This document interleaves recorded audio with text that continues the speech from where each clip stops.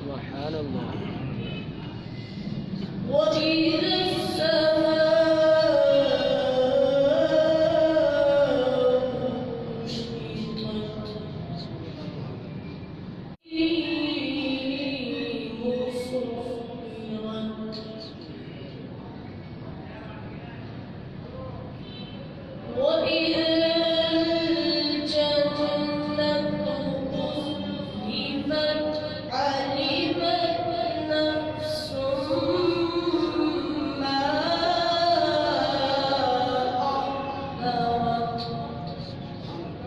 سبحان اللہ.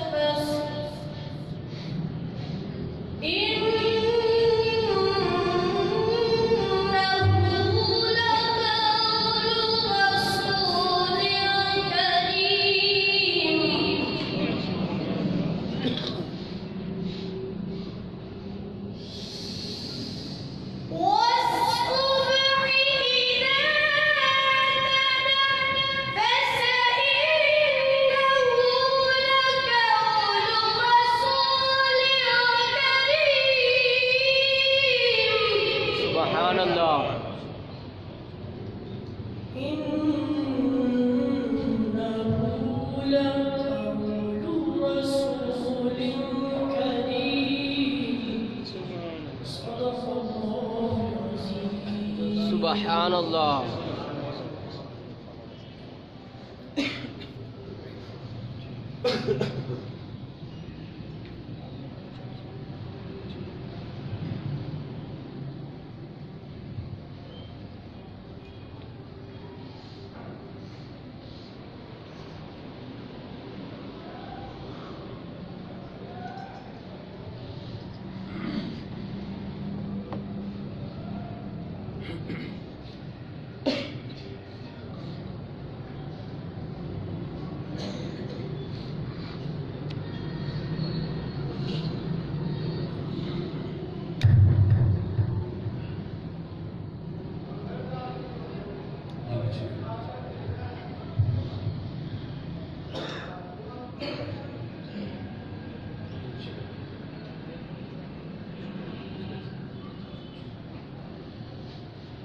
بسم اللہ الرحمن الرحیم.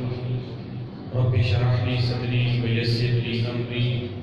واحلل عقدۃ من لسانی یفقهوا قولی. الحمد للہ الذی لا مانع لحکمہ ولا ناقض لقضائہ والصلاة والسلام علی سید انبیائہ وسند اولیائہ وعلى أحبابه المعالجين لأعدائه. أما بعد فأعوذ بالله من الشيطان الرجيم. بسم الله الرحمن الرحيم. قال الله تبارك وتعالى في القرآن المجيد والفرقان الحميد: إلا تنصروه فقد نصره الله. صدق الله العظيم. قال الله تبارك وتعالى في شان حبيبه مخبرا وآمرا: إن الله وملائكته يصلون على النبي يا أيها الذين آمنوا صلوا عليه وسلموا تسليما الصلاة والسلام عليك يا سيدي يا رسول الله وعلى آلك وأصحابك يا سيدي يا حبيب الله مولاي صل وسلم دائما أبدا على حبيبك خير الخلق كلهم هو الحبيب الذي ترجى شفاعته لكل حول من الأحوال مقتحم منزه عن شريك في محاسنه فجوهر الحسن فيه غير منقسم يا رب صل وسلم دائما أبدا على حبيبك خير الخلق كلهم اللہ وحدہ لا شریک حمد و ثنا اور حضور شافع یوم النشور احمد مصطفیٰ جناب محمد مصطفیٰ صلی اللہ تعالی علیہ وآلہ وسلم کے دربار ناز میں ہدیہ درود و سلام عرض کرنے کے بعد نہایت ہی معزز محتشم حضرات و سامعین، اللہ تعالیٰ کے فضل اور توفیق سے جمعۃ المبارک کے اس بابرکت اجتماع میں شرکت کی سعادت حاصل ہو رہی ہے۔ میری دعا ہے رب ذوالجلال ہم سب کی حاضری اپنی بارگاہ میں قبول فرمائے اور رب ذوالجلال ہمیں قرآن و سنت کا فہم عطا فرمائے۔ آج کے جمعۃ المبارک میں میری گفتگو کا موضوع ہے علی سے پوچھ کتنا عظیم ہے صدیق۔ سبحان اللہ، سبحان اللہ۔ رب ذوالجلال ہمیں حق سن کر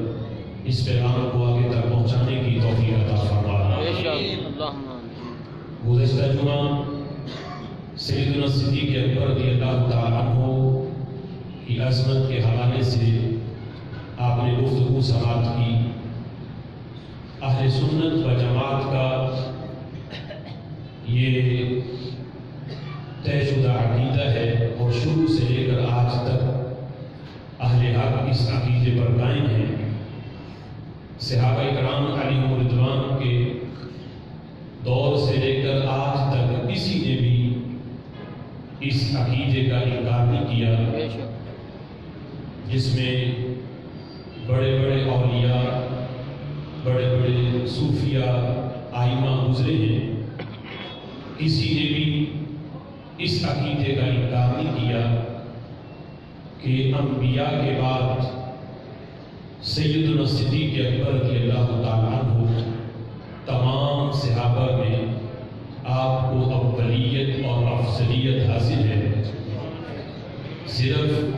خلافت میں ہی نہیں بلکہ ولایت میں بھی، طہارت میں بھی اور تقوی میں بھی، بہادری میں بھی، ہر لحاظ سے سیدنا صدیق اکبر رضی اللہ تعالیٰ عنہ کا پہلا نمبر ہے۔ بے شک، سیدنا صدیق اکبر رضی اللہ تعالیٰ عنہ رسول اکرم صلی اللہ تعالیٰ علیہ وسلم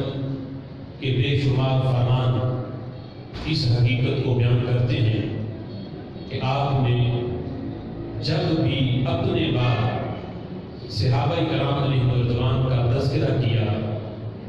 تو سب سے پہلے نام حضرت صدیق اکبر کا لیا اور پھر حضرت فاروق اعظم رضی اللہ تعالیٰ عنہ کا لیا۔ یعنی آپ کے متعدد فرمان اس سلسلہ میں موجود ہیں کہ جب آپ نے چاروں خلفاء کا جب بھی ذکر کیا تو کبھی بھی ذکر میں بھی حضرت صدیق اکبر کو دوسرا نمبر نہیں دیا، بلکہ جب بھی ذکر کیا تو حضرت صدیق اکبر کا نام لیا، پھر حضرت عمر کا، اور اسی طرح حضرت عثمان غنی رضی اللہ تعالیٰ عنہ کا، اور پھر حضرت علی رضی اللہ تعالیٰ عنہ کا آپ نے ذکر فرمایا۔ حضرت صدیق اکبر رضی اللہ تعالیٰ عنہ کی افضلیت کی ایک وجہ یہ بھی ہے جس کو خود حضرت علی رضی اللہ تعالیٰ عنہ بیان کرتے ہیں، جو آج ہمارا موضوع بھی ہے کہ علی سے پوچھ کتنا عظیم ہے صدیق۔ سبحان اللہ۔ حضرت صدیق اکبر رضی اللہ تعالیٰ عنہ کی افضلیت کی گواہیاں تو خود حضرت علی نے دی۔ حضرت علی سے یہ حدیث مروی ہے، میرے آقا علیہ الصلوۃ والسلام نے فرمایا لو وزن ایمان ابی بکر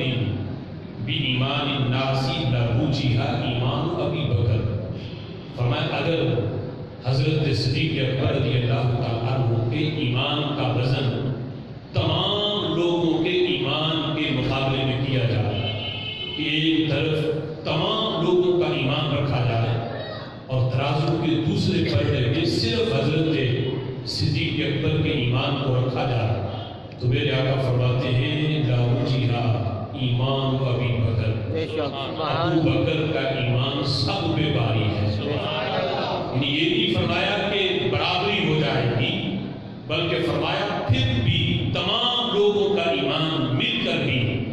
میرے ابو بکر کے ایمان کا مقابلہ نہیں کر سکتا۔ ان کے ایمان کے اندر اتنی عظمت اور اتنی فضیلت ہے۔ اور دوسرے مقام پر اس حقیقت کو بھی بیان کیا کہ حضرت صدیق اکبر کے ایمان کی جو اتنی عظمت ہے، اتنی شان ہے، یہ صرف اور صرف رسول اللہ صلی اللہ تعالیٰ علیہ وسلم کے عشق کی وجہ سے ہے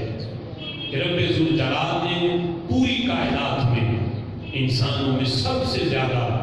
عشق رسول جس ہستی کو عطا کیا ہے وہ حضرت صدیق اکبر رضی اللہ تعالیٰ عنہ کی ذات گرامی ہے۔ بخاری میں وہ لفظ موجود ہیں کہ جس وقت رسول اللہ صلی اللہ علیہ وسلم کی ظاہری حیات میں حضرت صدیق اکبر رضی اللہ تعالیٰ عنہ آپ کے مصلی پہ نماز پڑھا رہے تھے تو نماز شروع تھی، این اسی وقت آقا علیہ الصلوۃ والسلام تشریف لے آئے۔ آپ پیچھے صف میں کھڑے ہوئے، جس وقت صحابہ نے یہ تصفیق کر کے ہاتھ پہ ہاتھ مار کے متوجہ کیا حضرت صدیق اکبر کو، اب آپ پیچھے آ جائیں، رسول اللہ تشریف لے آئے ہیں۔ اب جس وقت یہ صدیق اکبر رضی اللہ تعالیٰ عنہ کو پتہ چلا، آپ مصلی امامت چھوڑ کر پیچھے آنے لگے۔ یہ لفظ ہیں حدیث کے کہ نبی پاک علیہ الصلوۃ والسلام نے ہاتھ سے اشارہ کیا کہ ابو بکر آپ مصلی پہ کھڑے رہو، آپ مصلی پہ کھڑے رہو، نماز پڑھاتے رہو۔ لیکن صدیق اکبر رضی اللہ تعالیٰ عنہ آپ نے مصلی امامت چھوڑا اور فوراً پیچھے آئے۔ اس وقت نماز مکمل ہوئی، یہ نہیں کہ نئے سرے سے پڑھائی گئی، بلکہ جہاں سے صدیق اکبر نے چھوڑی وہیں سے میرے نبی نے نماز کو مکمل کیا۔ جب نماز مکمل ہوئی تو میرے محبوب نے پوچھا، اے ابو بکر، جب میں نے تمہیں اشارہ کیا تھا کہ نماز پڑھاتے رہو، پھر کیا وجہ تھی تم نے مصلی کو چھوڑا اور پیچھے آئے ہو؟ تو حضرت صدیق اکبر رضی اللہ تعالیٰ عنہ عرض کرتے ہیں، ما کان لابن ابی قحافہ ان یقدم بین یدی رسول اللہ۔ محبوب ابو قحافہ کے بیٹے کے لیے یہ لائق کب ہے کہ آپ پیچھے کھڑے ہوں اور آپ کے آگے کھڑے ہو کہ میں نماز پڑھاؤں؟ محبوب میری محبت نے اور میرے عشق نے یہ گوارا نہ کیا، اس لیے میں نے مصلی امامت کو چھوڑا اور میں پیچھے آیا۔ اب یہ حدیث بھی، اس میں بھی عظمتیں کئی ہیں، لیکن وقت نہیں کہ اس پہ یعنی مسلسل اس پہ بات کی جائے۔ ایک روایت کے اندر لفظ یہ ہے کہ میرے محبوب علیہ الصلوۃ والسلام نے یہ فرمایا کہ صدیق اکبر رضی اللہ تعالیٰ عنہ کی افضلیت کی وجہ یہ نہیں فرمایا کہ لا بکثرت الصلاۃ ولا بکثرت الصیام ولکن بشیء بکر فی صدرہ، فرمایا ان کی عظمت کی وجہ یہ نہیں کہ یہ نمازیں زیادہ پڑھتے ہیں، ان کی افضلیت کی وجہ یہ نہیں کہ یہ روزے زیادہ رکھتے ہیں، اگرچہ یہ کام بھی کرتے ہیں، لیکن ان کی عظمت تمام صحابہ پہ اس وجہ سے ہے جو ان کے دل میں موجود ہے، سبحان اللہ، جو ان کے سینے میں ہے، جو میری محبت اور میرا عشق ان کے سینے کے اندر ہے۔ رب ذوالجلال نے اس وجہ سے میرے ابو بکر کو تمام صحابہ پہ فضیلت عطا فرمائی ہے۔ حضرت صدیق اکبر رضی اللہ تعالیٰ عنہ خود بیان کرتے ہیں، کنز العمال میں ہے، آپ فرماتے ہیں کہ 3 چیزیں مجھے پسندیدہ ہیں جن سے میں چاہتا ہوں کہ ہر وقت میں یہی کام کرتا ہوں۔ 3 کام میرے پسندیدہ ہیں ان میں سب سے پہلا کام جو آپ نے بیان کیا، کہتے ان میں سب سے پہلا یہ ہے ان-نظروا الی وجہک یا رسول اللہ، محبوب میرا دل کرتا ہے چہرہ آپ کا ہو، نظر میری ہو، میں دیکھتا رہوں، اسی میں میرا وقت صرف ہو، اسی میں میری عمر بیتے۔ محبوب میری پہلی خواہش یہ ہے۔ رب ذوالجلال نے حضرت صدیق اکبر کی اس تمنا کو بھی پورا کیا، آپ اس چاہت کو بھی پورا کیا۔ 3 دن اور 3 راتیں غار ثور کے اندر حضرت صدیق اکبر اور میرے محبوب کے سوا کوئی تیسرا نہیں تھا۔ وہاں محبوب کا چہرہ صدیق اکبر کی گود میں تھا اور صدیق اکبر کی نظر تھی۔ رب ذوالجلال نے یہ تمنا صدیق اکبر کی اس طرح پوری کی کہ اب محبوب کے چہرے کو کوئی اور نہیں دیکھ رہا، ابو بکر اپنی چاہت کو اب جی بھر کے پورا کر رہا ہے۔ سبحان اللہ۔ حضرت صدیق اکبر رضی اللہ تعالیٰ عنہ کی عظمت اور فضیلت، آج جو لوگ حضرت علی کی محبت میں یہ کہتے ہیں کہ ہم علی کو پہلا نمبر دیں گے، ٹھیک ہے خلافت میں صدیق اکبر کو پہلا نمبر دے دو، لیکن ہم محبت میں، ہم ولایت میں پہلا نمبر حضرت علی کو دیں گے، تو حضرت علی سے تو پوچھو کہ وہ پہلا نمبر کن کو دیتے ہیں؟ مصنف عبد الرزاق، امام عبد الرزاق جو امام بخاری کے بھی دادا استاد ہیں، انہوں نے اپنی مصنف کے اندر یہ لکھا، جب ان سے کسی نے پوچھا کہ امام بتاؤ سب سے افضل رسول اللہ کے بعد کون ہے؟ اب یہ مشہور تھا کہ یہ محب علی ہیں، لوگ ان کو محب علی کے نام سے یاد کرتے ہیں، امام عبد الرزاق کو۔ تو پوچھا کہ بتاؤ سب سے زیادہ عظمت اور فضیلت والا رسول اللہ کے بعد کون ہے؟ تو امام عبد الرزاق کہتے ہیں ہوا ابو بکر صدیق رضی اللہ تعالیٰ عنہ، حضرت ابو بکر رضی اللہ تعالیٰ عنہ ہے۔ تو سائل نے کہا کہ امام کیا وجہ ہے؟ محبت تو آپ کی علی سے زیادہ ہے، لیکن پہلا نمبر آپ صدیق اکبر کو دیتے ہیں۔ تو امام عبد الرزاق کہنے لگے کہ میں نے اپنی طرف سے ابو بکر کو پہلا نمبر نہیں دیا، میں جن سے پیار کرتا ہوں وہ بھی ابو بکر کو پہلا نمبر دیتا ہے۔ میری محبت حضرت علی سے ہے اور اس محبت کا یہ تقاضا ہے کہ میں علی کی ہر بات کو بھی مانوں، جن سے میں پیار کرتا ہوں وہ بھی کہتے ہیں کہ پہلا نمبر میرا نہیں، پہلا صدیق اکبر کا ہے رضی اللہ تعالیٰ عنہ۔ تو حضرت علی رضی اللہ تعالیٰ عنہ نے خود اس محبت کو قبول نہیں کیا، جو حضرت صدیق اکبر کو چھوڑ کے ڈائریکٹ علی کے دربار میں آئے۔ حضرت علی کہتے ہیں مجھے ایسی محبت قبول نہیں، میں خود حضرت صدیق اکبر رضی اللہ تعالیٰ عنہ کو مانتا ہوں، تقوی میں بھی اور بہادری میں بھی، شجاعت میں بھی پہلا نمبر ہر لحاظ سے حضرت صدیق اکبر کا ہے۔ کنز العمال کے اندر یہ روایت موجود ہے کہ جس وقت حضرت علی رضی اللہ تعالیٰ عنہ اس حدیث کو بیان کرتے ہیں، حضرت صدیق اکبر کی عظمت اور فضیلت کو بیان کرتے ہوئے، حضرت علی خود اس حدیث کے راوی ہیں۔ اب دیکھو اگر معاملہ ایسا ہوتا، نمبر حضرت علی کا ہوتا، تو ایسی حدیثیں خود حضرت علی بیان نہ کرتے۔ حضرت علی کہتے ہیں ولد فی الاسلام مولود ازکا ولا اطہر ولا افضل من ابی بکر رضی اللہ تعالی عنہ۔ کہتے ہیں اسلام کے اندر کوئی بھی بچہ ایسا نہیں کہ جو سب سے زیادہ ازکا ہو، سب سے زیادہ طاہر ہو، سب سے زیادہ افضل ہو، سب سے زیادہ متقی ہو من ابی بکر، حضرت صدیق اکبر سے بڑھ کر۔ کوئی بھی اسلام کے اندر کوئی بھی بچہ ایسا نہیں ہے کہ جو سب سے زیادہ متقی بھی ہو، سب سے زیادہ پاک بھی ہو اور سب سے زیادہ افضل بھی ہو من ابی بکر۔ صرف خلافت کے لحاظ سے حضرت صدیق اکبر کو پہلا نمبر نہیں دیا، بلکہ فرمایا تو جس صفت کی بات کرو گے اسی صفت میں پہلا نمبر میرے ابو بکر کا ہی نظر آئے گا۔ ابھی سلسلہ میں اعلیٰ حضرت امام اہل سنت مجدد دین و ملت الشاہ امام احمد رضا خان فاضل بریلوی رحمۃ اللہ علیہ نے فتاوی رضویہ شریف کے اندر اس بارے میں ایک پورا رسالہ لکھا اور اس میں حضرت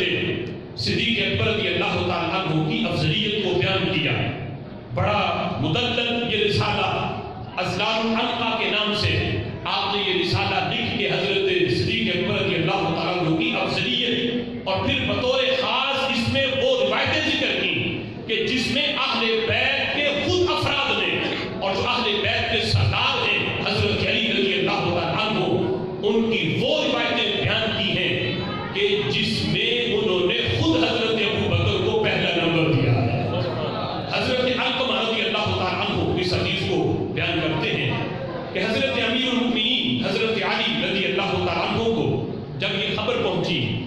کہ کچھ لوگ انہیں حضرت صدیق اکبر اور حضرت فاروق اعظم سے افضل بتاتے ہیں، یہ کہتے ہیں کہ حضرت علی افضل ہیں اور صدیق اکبر اور حضرت عمر کا نمبر بعد کا ہے، یہ سن کر حضرت علی رضی اللہ تعالیٰ عنہ آپ جلال میں آئے، منبر پر جلوہ گر ہوئے اور فرمانے لگے حمد و ثنا کے بعد، کہا لوگوں مجھے یہ خبر پہنچی ہے کہ تم ابو بکر اور عمر کو سے مجھے تم فضیلت دیتے ہو، مجھے افضل کہتے ہو۔ آپ نے فرمایا اس بارے میں اگر میں نے پہلے سے حکم سنا دیا ہوتا تو بے شک آج میں خطبہ نہ دیتا، آج میں تمہیں سزا دیتا۔ اس بارے میں چونکہ یہ معاملہ میرے تک پہلی مرتبہ آیا ہے کہ تم مجھے افضل کہتے ہو اور صدیق و عمر کو تم کہتے ہو کہ یہ ان کا نمبر بعد کا ہے، علی کا نمبر پہلا ہے، اگر اس بارے میں پہلے میں نے حکم سنا دیا ہوتا، آج خطبہ نہ دیتا، آج میں تمہیں یہاں لٹا کے تمہیں کوڑے لگاتا۔ چونکہ یہ معاملہ میرے تک پہنچا پہلی بار ہے، اس لیے آج حکم سنا رہا ہوں۔ آج کے بعد اگر کسی نے یہ کہا کہ میری شان یا میرا مقام ابو بکر سے زیادہ ہے یا عمر سے زیادہ ہے، مجھے فضیلت دی، تو پھر حکم نہیں سناؤں گا، پھر میں اس بندے کو 80 کوڑے لگاؤں گا، 80 کوڑے اس بندے کو لگاؤں گا جو کہے ابو بکر کا نمبر بعد کا ہے، علی کا پہلا ہے، عمر کا نمبر بعد کا ہے، علی کا پہلا ہے۔ فرمایا پھر حکم نہیں سناؤں گا، آج سنا رہا ہوں۔ پھر اس بندے کو جو بہتان لگانے والے کی سزا ہے مفتری کی، اسے 80 کوڑے لگائے جاتے ہیں، تو یہی سزا اس بندے کو دوں گا کہ وہ بندہ بھی مجھ پہ بہتان باندھ رہا ہے کہ میرا نمبر پہلا ہے۔ فرمایا کہ میرا نمبر پہلا نہیں، پہلا نمبر تو میرے محبوب نے حضرت صدیق اکبر کو دیا ہے رضی اللہ تعالیٰ عنہ۔ اس سلسلہ میں حضرت جحیفہ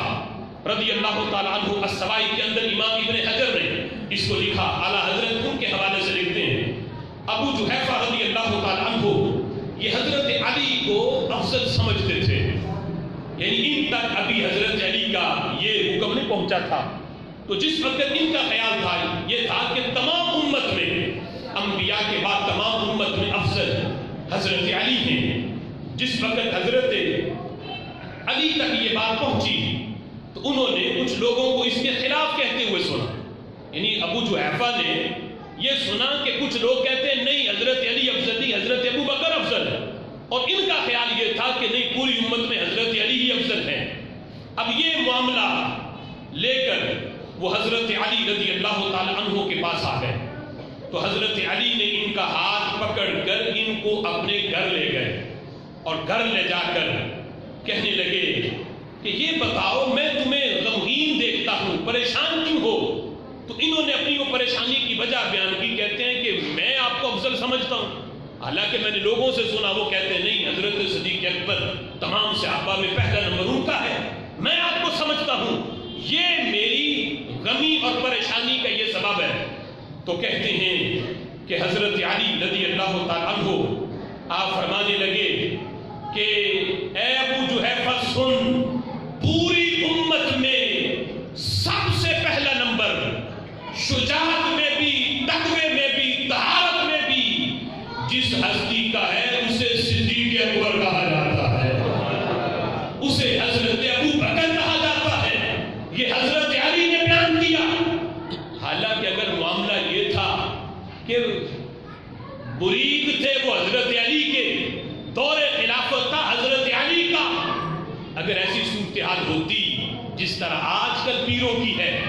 کہ پیر تو چاہتا ہے کہ مرید صرف میرے ہی گیت گا، کسی اور کی بات نہ کرے، تو یہاں تو انعام و اکرام دیے جاتے ہیں، لیکن حضرت علی نے بتایا کہ مجھے ابو بکر سے پہلا نمبر دینا، یہ رسول اللہ کے فرمان کی مخالفت ہے، لہذا میں اپنے ہوتے ہوئے محبوب کے فرمان کی مخالفت نہیں ہونے دوں گا۔ مجھ سے محبت اپنی جگہ پہ، لیکن میں اس محبت کو قبول کرتا ہوں جو حضرت صدیق اکبر کو پہلا نمبر دینے والی ہے۔ اب اس سلسلہ کے اندر کنز العمال میں یہ حدیث جو حضرت علی رضی اللہ تعالیٰ عنہ کا ایک طے شدہ فیصلہ ہے، اس کو کتاب الاسحار کے اندر جو امام اعظم ابو حنیفہ رحمۃ اللہ علیہ کی مرویات ہیں امام محمد اور امام ابو یوسف سے، اس میں یہ روایت بھی موجود ہے، کنز العمال میں بھی ہے۔ حضرت علی رضی اللہ تعالیٰ عنہ کا دور خلافت تھا، تو ان حسن بن کثیر ان ابی قال اتى علی رجلا، حضرت علی رضی اللہ تعالیٰ عنہ کے پاس ایک بندہ آ گیا، آ کے اس نے کہا انت خیر الناس، یہ جملہ بولا انت خیر الناس، اے علی آپ لوگوں میں سب سے بہتر، آپ لوگوں میں انت خیر الناس، آپ لوگوں میں سب سے بہتر ہو۔ اب یہ جملہ جس وقت حضرت علی کی تعریف میں بولا گیا تو حضرت علی رضی اللہ تعالیٰ عنہ نے اسے انعام و اکرام نہیں دیا کہ تم میرے گیت گا رہے ہو، مجھے سب سے افضل کہتے ہو، اپنے پاس بٹھایا ہو، پیار کیا ہو اسے، نہیں۔ آپ فرمانے لگے، اس سے پوچھا حل رأیت رسول اللہ، کیا تم نے رسول اللہ کو دیکھا ہے؟ اس نے کہا قال لا، کہتا نہیں میں نے رسول اللہ کو نہیں دیکھا۔ پھر پوچھا قال اما رأیت ابا بکر، کیا تم نے ابو بکر کو دیکھا ہے؟ مجھے تم کہتے ہو کہ میں تمام لوگوں میں افضل ہوں، بہتر ہوں، کیا تم نے رسول اللہ کو دیکھا؟ اس نے کہا نہیں۔ کہا کیا ابو بکر کو دیکھا؟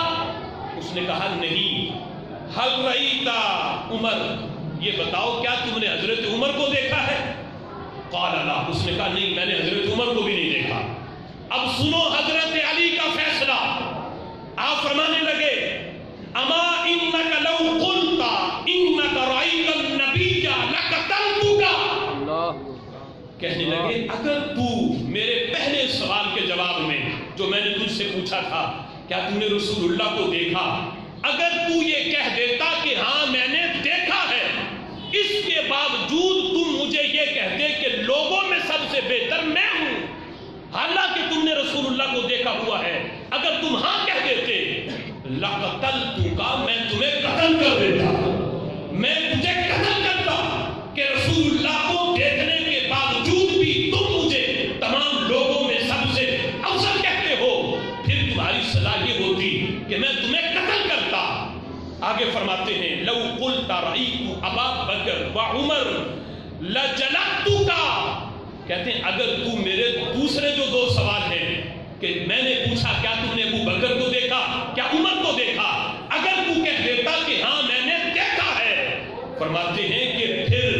اس کے باوجود تم مجھے کہتے ہو کہ میں تمام لوگوں میں سب سے زیادہ بہتر ہوں، افضل ہوں، تو حضرت علی کہتے ہیں میں انعام و اکرام نہ دیتا، لجلدتک، میں تجھے کوڑے لگاتا، پھر تمہاری سزا یہ تھی کہ تمہیں کوڑے لگتے، چھوڑ اس لیے رہا ہوں کہ تم نے صرف مجھے دیکھا ہے، جو میرے امام ہیں ان کو تم نے دیکھا ہی نہیں، اگر دیکھا ہوتا پھر تمہارا نظریہ یہ نہ ہوتا۔ آج میں تمہیں بتا رہا ہوں اگر تم نے دیکھنے کے باوجود تم مجھے یہ کہتے پھر تمہیں میں کوڑے لگاتا، اس لیے کہ لوگوں میں بہتر مجھ سے پہلے بھی وہ ہیں جن کے ہاتھ پہ حضرت علی نے بیعت کی ہے، جو میرے امام ہیں، جن کو میں اپنا قائد مانتا ہوں، جن کو میں اپنا امام مانتا ہوں، انہیں پہلا نمبر میں نے نہیں دیا، انہیں اللہ نے دیا ہے اور میرے محبوب نے عطا فرمایا۔ اب دیکھو اس سلسلہ میں اور بھی صدیق اکبر رضی اللہ تعالیٰ عنہ کی افضلیت پر دلائل بے شمار ہیں اور یہ بڑا طویل موضوع ہے، لیکن میں اس سلسلہ میں جو آج دوسرا اعتراض ہے حضرت صدیق اکبر رضی اللہ تعالیٰ عنہ پر، وہ اس لحاظ سے ہے باغ فدق کے لحاظ سے۔ باغ فدق یہ فا کے زبر کے ساتھ ہے، اسے عمومی طور پہ فدق کہہ دیا جاتا ہے، جو عوام الناس کے اندر یہ مشہور ہے۔ اصل اس کا اعراب ہے باغ فدق، فا کے زبر کے ساتھ۔ اس کا معاملہ یہ تھا کہ خیبر سے یہ مال خیبر کے یہودیوں نے بغیر لڑائی کیے یہ فدق کا آدھا حصہ دے کر اس میں سلو کی تھی۔ ویسے کافروں سے جو مال مسلمانوں کو ملتا ہے اس کی دو اس کی حیثیتیں ہیں، یا تو وہ مال غنیمت ہے یا مال فے ہے۔ یہ باغ فدق مال غنیمت نہیں، مال غنیمت وہ ہوتا ہے کہ مسلمان جب کافروں سے جنگ کریں تو ادھر سے بھی تیر چلیں ادھر سے بھی تیر چلیں، گھوڑے دوڑائے جائیں، مقابلہ ہو مسلمانوں کا کافروں کے ساتھ، ادھر سے بھی بندے مریں مسلمانوں کے بندے بھی شہید ہو، پھر اللہ تعالیٰ مسلمانوں کو فتح عطا فرمائے۔ اس وقت جو مسلمان کافروں سے مال لے کر آئیں وہ مال غنیمت ہے، اور غنیمت کے جو مصرف ہیں وہ قرآن کے اندر اللہ نے 10ویں سپارے کے اندر بیان کیے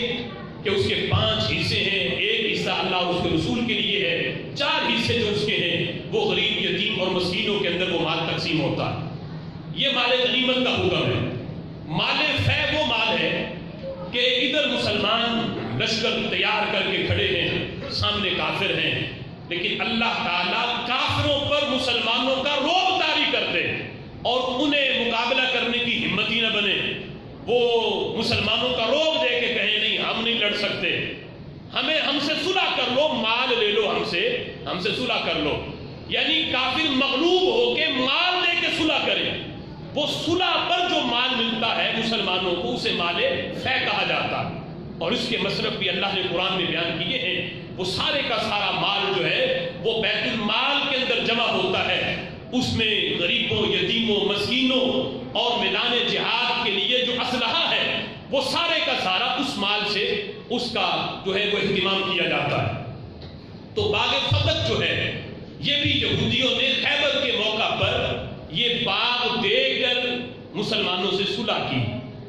جو مال غنیمت بعد میں بیت المال کے اندر اس کو رکھا گیا، اب اس کے مصرف یہ تھے، اصحاب صفہ پہ بھی اس کی آمدنی خرچ ہوتی، میدان جہاد کے لیے اگر ضرورت پیش آتی مال کی پھر بھی اس کی آمدنی سے وہ مال بھی اس سے خرچ کیا جاتا۔ نبی پاک علیہ الصلوۃ والسلام اپنی اہل بیت کو بھی اس میں سے حصہ دیتے، غریبوں یتیموں مسکینوں مسافروں کو بھی اس باغ سے اس کی آمدنی پہ بھی خرچ کی جاتی، اصحاب صفہ کو بھی دیا جاتا، یتیموں کو بھی دیا جاتا۔ یہ اس کا مصرف رہا نبی پاک علیہ الصلوۃ والسلام کی ذاتی حیات میں۔ جب رسول اللہ صلی اللہ علیہ وسلم کا وصال ظاہری ہوا، ترمذی کے اندر ہے، سیدہ کائنات فاطمہ الزہرا رضی اللہ تعالی عنہا حضرت صدیق اکبر کے پاس آئیں۔ یہاں 4 کے لفظ ہیں کہ خود آئیں، دیگر روایتوں میں یہ ہے کہ آپ نے پیغام بھیجا، جس طرح بھی معاملہ ہو آئیں یا پیغام بھیجا، اور یہ پوچھا اے امیر المؤمنین یہ بتائیں آپ کا وارث کون ہے؟ تو آپ نے فرمایا کہ میرا وارث میری اولاد ہے۔ تو سیدہ کائنات فرمانے لگی پھر کیا وجہ ہے کہ میں اپنے باپ کی میں وارث کیوں نہیں؟ مطلب یہ تھا کہ جب آپ کی اولاد آپ کی وارث ہے، آپ جو مال چھوڑ کے چلے جائیں دنیا سے وہ آپ کی اولاد کو ملے گا، تو کیا وجہ ہے کہ جو میرے نبی نے چھوڑا میرے ابا جی نے چھوڑا وہ مال مجھے کیوں نہ دیا گیا؟ یعنی باغ فدق کی طرف اشارہ تھا۔ تو حضرت صدیق اکبر رضی اللہ تعالیٰ عنہ فرمانے لگے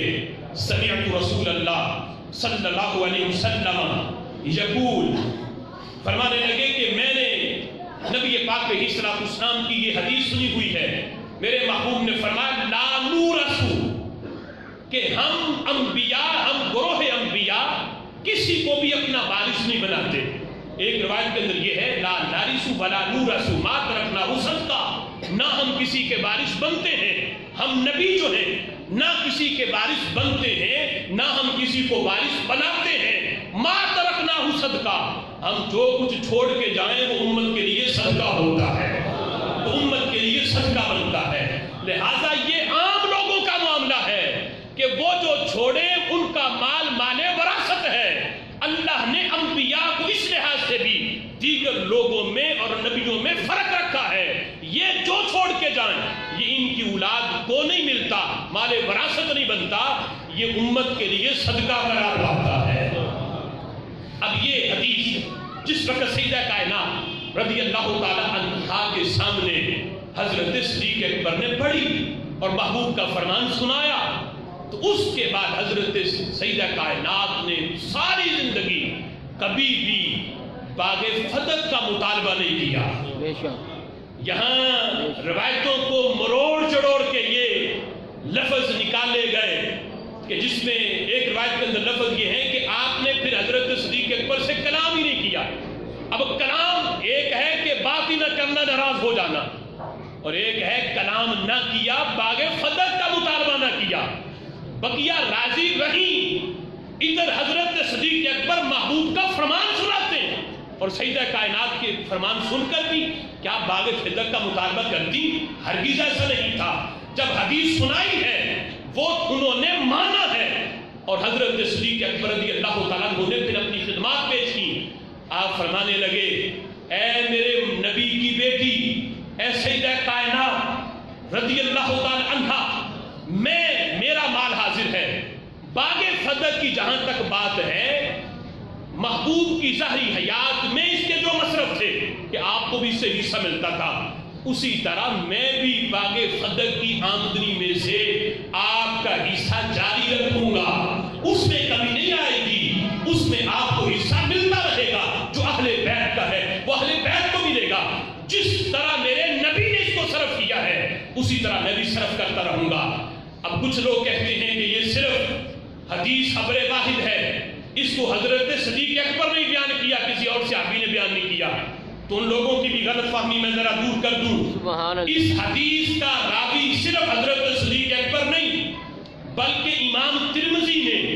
11 راوی صحابہ میں اس حدیث کے بیان کیے ہیں، سبحان اللہ، اور ان میں 5 ایسے ہیں جو عشرہ مبشرہ میں ہیں، سبحان اللہ، اور خود حضرت علی نے بھی اس حدیث کی تائید کی ہے، یہ بھی ترمذی میں ہے۔ ان 11 میں کون کون سے ہیں؟ حضرت صدیق اکبر، حضرت عمر، حضرت عثمان غنی، حضرت علی رضی اللہ تعالیٰ عنہ خود اس حدیث کی تائید کرنے والے، اور پھر حضرت طلحہ، حضرت زبیر، حضرت سعد بن ابی وقاص، حضرت عبد الرحمن بن عوف، اور حضرت عائشہ صدیقہ رضی اللہ تعالیٰ عنہ، اور میرے محبوب کے چچا جان حضرت عباس رضی اللہ تعالیٰ عنہ، اور حضرت حذیفہ رضی اللہ تعالیٰ عنہ۔ یہ 11 صحابہ ہیں جنہوں نے نبی پاک علیہ السلام کے اس فرمان کو بیان کیا ہے۔ یہ خبر واحد نہیں، امام ترمذی نے اس حدیث کو بیان کر کے آگے لکھا، ھذا حدیث حسن صحیح، یہ حدیث حسن بھی ہے، یہ حدیث صحیح بھی ہے۔ سبحان اللہ۔ اب دیکھو حضرت صدیق اکبر رضی اللہ تعالیٰ عنہ نے جس وقت اپنا یہ جو معاملہ تھا اس کو بیان کر دیا، اب اس کے بعد امام ترمذی رحمۃ اللہ علیہ نے ایک اور روایت بھی اس کے آگے نقل کی کہ حضرت فاروق اعظم کا دور خلافت تھا۔ حضرت مالک بن اوس رضی اللہ تعالیٰ عنہ یہ حضرت فاروق اعظم کے پاس آئے، کہتے میں وہاں بیٹھا تھا حضرت عمر کے پاس جو وقت کے امیر المؤمنین ہیں ان کے پاس بیٹھا تھا، کہتے ہیں اتنے میں داخلہ عثمان، حضرت عثمان غنی آ گئے، کہتے ہیں ان کے بعد پھر حضرت سعد بن ابی وقاص آ گئے، پھر حضرت عبد الرحمن آ گئے، کہتے ہیں یہ سارے صحابہ بیٹھے تھے، جاء علی و عباس، کہ حضرت علی بھی آ گئے، حضرت عباس بھی آ گئے۔ اب دیکھو حضرت عباس خود حضور کے چچا جان،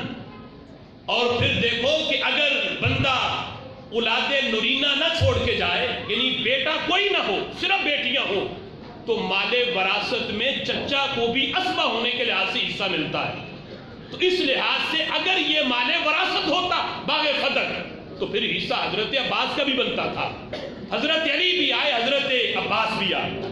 اب جس وقت آئے تو بحث و تکرار تھا اسی باغ فتح کے بارے میں، تو حضرت عمر کہنے لگے اس میں آپ تکرار نہ کرو، اس میں بحث نہ کرو، میں تمہیں اللہ کی قسم دے کے پوچھتا ہوں جتنے یہاں بیٹھے ہو، جس میں حضرت عثمان بھی ہیں، سعد بن ابی وقاص بھی ہیں، حضرت عبد الرحمن بن عوف بھی ہیں، یہ عشرہ مبشرہ میں سے حضرت علی، حضرت عباس بھی ہیں، پوچھا تمہیں اللہ کی قسم دے کے یہ پوچھتا ہوں، اتعلمون ان رسول اللہ صلی اللہ علیہ وسلم یقول لا نورث ما ترکناہ صدقہ، میں تمہیں قسم دے کے پوچھتا ہوں کیا تم جانتے نہیں ہو کہ میرے نبی نے یہ فرمایا تھا، ہم گروہ انبیاء کسی کو بھی وارث نہیں بناتے. ہم جو کچھ چھوڑ کے جائیں وہ امت کے لیے صدقہ ہے. بتاؤ یہ تم نے سنا ہے رسول اللہ سے کہتے ہیں مالک بن اوس میں وہاں پہ موجود تھا, سب نے مل کے کہا نعم ہم نے رسول اللہ کا یہ فرمان سنا ہوا ہے. اب یہ حدیث وہ ہے جس کو خود حضرت علی کی بھی تائید حاصل ہے. حضرت علی رضی اللہ تعالی عنہ اگرچہ راویوں میں سے نہ ہو لیکن جب ان کے سامنے حدیث پڑھی ہے حضرت فاروق اعظم رضی اللہ تعالی عنہ نے تو حضرت علی نے تائید کر کے یہ بتایا ہے کہ یہ فرمان میں نے بھی اپنے نبی کی زبان سے سنا ہوا ہے. سبحان اللہ. پھر دیکھو اگر باغ فتح کے بارے میں اعتراض حضرت صدیق اکبر پہ کرتے ہو تو حضرت صدیق اکبر کے بعد دور خلافت ہے حضرت فاروق اعظم کا, پھر ہے حضرت عثمان غنی کا, اور پھر ہے چوتھے نمبر پہ حضرت علی کا. باغ فتح حضرت صدیق اکبر نے بھی نہیں دیا, مصرف وہی رہے جو محبوب کی ظاہری حیات میں تھے. حضرت عمر نے بھی نہیں دیا, حضرت عثمان غنی نے بھی نہیں دیا. تو جب حضرت علی خلیفہ بنے جو سیدہ کائنات کے شوہر ہیں اور اہل بیت کے سردار ہیں اور اتنے مضبوط قاضی ہیں جن کے بارے میں حضرت عمر بھی کہتے ہیں ان سے بڑا قاضی میں نے نہیں دیکھا. سبحان اللہ. حضرت علی رضی اللہ تعالی عنہ حضرت عمر بھی جن سے فیصلہ کروائے جب خود امیر المؤمنین تھے, جب خود مسند قضا پہ فائز تھے, اس وقت تو خطرہ کسی کا نہیں تھا. تو فرماتے جو حق اہل بیت کا ان تینوں نے غصب کیا اب میں یہ غصب نہیں رہنے دوں گا, اہل بیت کو میں ان کا حق دوں گا. تو باغ فتح سیدہ کائنات کو دیتے, ان کی آل کو دیتے. حضرت علی نے بھی نہیں دیا اور اس کے مصرف ان کے دور خلافت میں بھی وہی رہے جو ان تینوں خلفاء کے دور خلافت کے مصرف تھے, وہی حضرت علی کے بھی مصرف باغ فتح کے وہی رہے. باغ انہوں نے بھی نہیں دیا. تو پتا چلا اگر اس کا اعتراض حضرت علی پہ نہیں تو اعتراض ابو بکر پہ بھی نہیں ہے کہ اگر حضرت صدیق اکبر پہ اعتراض کرو گے تو پھر یہ تو اعتراض حضرت علی پہ بھی آ جائے گا. 4 سال سے زائد دور خلافت ہے آپ کا لیکن حضرت علی نے بھی نہیں دیا. 6 ماہ اس کے بعد حضرت امام حسن کے ہیں, امام حسن نے بھی باغ فتح اہل بیت کو نہیں دیا. وہی مصرف ہے جو حضرت صدیق اکبر کے دور خلافت میں تھے. جب ان دونوں حضرات پہ اعتراض نہیں کرتے تو آج کوئی کتیا ٹی وی چینل پہ بیٹھ کے بھونکے اور ابو بکر کو معاذ اللہ غاصب کہے باغ فتح کے بارے میں, اسے چاہیے جس کی محبت میں وہ یہ بکواس کرتی ہے وہ ذرا سوچے تو صحیح. حضرت علی جب نہیں دیتے, حضرت امام حسن نہیں دیتے تو پھر ان پہ حکم کیا لگے گا؟ جب ان پہ حکم نہیں تو حضرت صدیق اکبر نے جو فیصلہ کیا ہے وہ عند الناس بھی سچا ہے, عند اللہ بھی سچا ہے.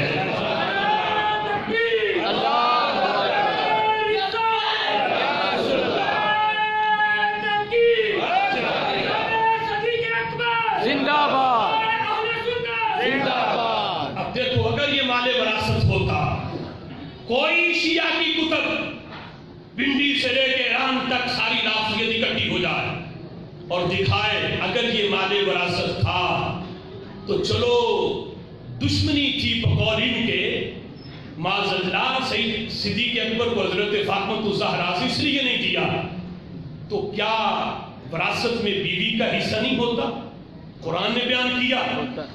بیوی کا بھی حصہ ہے وراثت میں, اولاد کا بھی ہے, بیوی کا بھی ہے. یہ تو نص قطعی سے ثابت ہے. کوئی ثابت کرے کہ سیدہ کائنات کو نہیں ملا تو حضرت صدیق اکبر نے اپنی بیٹی عائشہ صدیقہ جو حضور کی زوجہ محترمہ انہیں الگ کر کے حصہ دے دیا ہو کہ تمہارا یہ بنتا ہے لہذا تم لے لو, ان کو تو میں نہیں دوں گا لیکن تم بیوی ہو تمہیں مل گیا. اس کے بعد حضرت امیر المؤمنین حضرت فاروق اعظم کا دور خلافت, ان کی بیٹی حضرت حفصہ جو محبوب کی زوجہ محترمہ ہے, کوئی ثابت کرے میرے حضرت فاروق اعظم نے انہیں نہیں دیا لیکن اپنی بیٹی کو محبوب کی زوجہ ہونے کی وجہ سے دے دیا ہو. جب بیویوں کو نہیں ملا تو پھر یہ اعتراض اس بارے میں کیوں ہے؟ تو مسئلہ باغ فتح کا نہیں، مسئلہ بغض صدیق اکبر کا ہے۔ بے شک اگر حضرت صدیق اکبر رضی اللہ تعالیٰ عنہ پہ اس لحاظ سے حضرت علی پہ اعتراض نہیں آتا تو حضرت صدیق اکبر کی ذات گرامی بھی 100% صاف اور شفاف ہے۔ کوئی جاہل ہوگا جو اس پہ اعتراض کرے گا، اگر تھوڑی سی بھی عقل ہو تو وہ فیصلہ جو حضرت ابو بکر کا ہے وہی فیصلہ حضرت علی کا بھی ہے، حضرت امام حسن کا بھی ہے۔ ہم اس فیصلے کو تسلیم کرتے ہیں جو حضرت علی، امام حسن اور ان سے پہلے حضرت صدیق اکبر کا ہے۔ جب ان پہ اعتراض نہیں ہے تو حضرت صدیق اکبر کی صداقت پہ بھی کسی قسم کا کوئی اعتراض نہیں ہو سکتا۔ اب یہ موضوع تو بڑا طویل تھا، صرف یہ دو باتیں افضلیت اور باغ فتح کے لحاظ سے آج پیش ہو چکی، ٹائم کافی ہو چکا۔ انشاءاللہ العزیز یہ موضوع جاری رہے گا۔ وآخر دعوانا ان الحمدللہ۔